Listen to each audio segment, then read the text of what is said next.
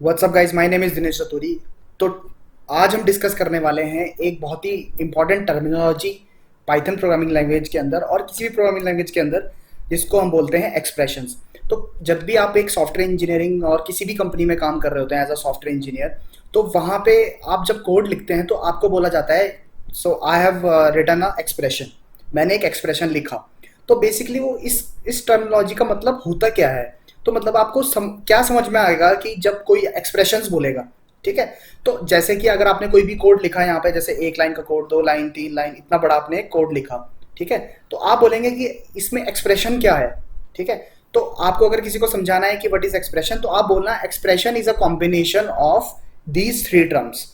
These three terms मतलब constants, operator और variable. तो इसमें कॉन्स्टेंट्स क्या है, तो आपको ये तो क्लियर है कि ऑपरेटर क्या होता है, वेरिएबल क्या होता है। इसमें कांस्टेंट्स क्या है, कांस्टेंट मतलब जैसे मैंने बोला 10, मैंने नॉर्मल एक नंबर लिखा 10, या मैंने कुछ भी बोला, कोई भी एक वैल्यू ले ली, जैसे मैंने बोला 100, कोई भी एक कांस्टेंट ले लिया, ठीक है, जिसकी वैल्यू चेंज नहीं हो रही है थ्रू आउट द कोड, जिसकी वैल्यू चेंज नहीं हो रही है, उसको आप बोलेंगे सिंपल कांस्टेंट। जैसे कि नेम, तो अगर मैं बोलूँ माई नेम इज दिनेश, तो ये मेरा नाम जो है वो चेंज नहीं होगा, ठीक है। तो जो थ्रू आउट द कोड कोई भी चेंज नहीं होगा, तो आप उसको बोलेंगे कांस्टेंट।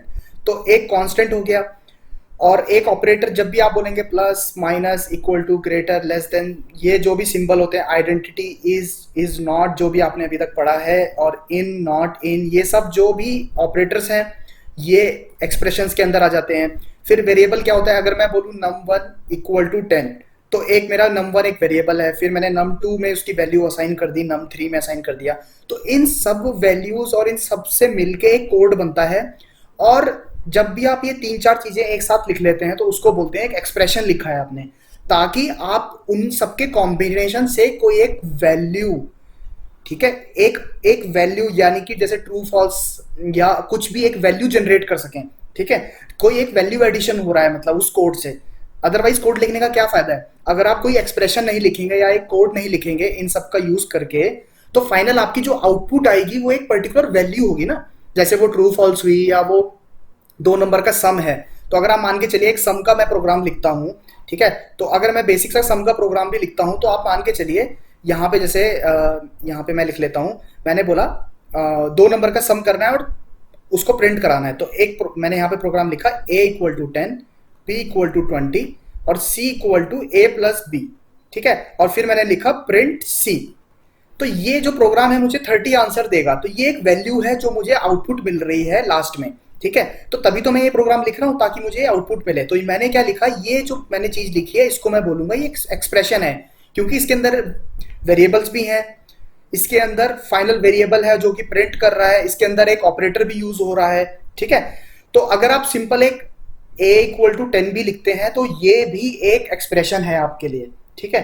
तो आप हमेशा इसको ध्यान रखना है आपको, जब भी आपको कोई बोले व्हाट इज एक्सप्रेशन, तो आप बोलना कि ऑपरेटर्स, ठीक है। ऑपरेटर से मतलब जैसे अगर इक्वल टू है या greater, less than, equal to, कुछ भी लगा हुआ है, इज नॉट, जो भी आपने अभी तक पढ़ा है, एंड, और जो भी आपने पढ़ा है लॉजिक, और, ठीक है, या वेरिएबल, अगर आपने कोई वेरिएबल असाइन किया जैसे a इक्वल टू 10, या अगर आपने बोला है कोई कांस्टेंट जिसकी वैल्यू चेंज नहीं हो रही है थ्रू आउट द प्रोग्राम, कोई कांस्टेंट वैल्यू है जैसे कि नेम हो गया, तो किसी का नाम चेंज नहीं होता है थ्रू आउट द प्रोग्राम, ठीक है। तो आपको ये चीज हमेशा ध्यान रखनी है, ये एक मिला के एक एक्सप्रेशन बनाते हैं, ठीक है, एक्सप्रेशंस बनाते हैं। तो आप बोलेंगे मैंने एक एक्सप्रेशन लिखा है, दिस इज माई एक्सप्रेशंस, ठीक है। तो फाइनल एक्सप्रेशन से मिलके, डिफरेंट डिफरेंट एक्सप्रेशन से मिलके एक पर्टिकुलर कोड बनता है, और उस कोड की जो आउटपुट होती है, जो वैल्यू मिलती है, इसी को, ये हमें आउटपुट चाहिए होती है, इसलिए हम ये सब चीजें लिख रहे हैं। चलिए ठीक है, तो आपको ये चीज ध्यान रखनी है, एक टर्मिनोलॉजी है, हमेशा आपको ध्यान रखना है। चलिए, थैंक यू।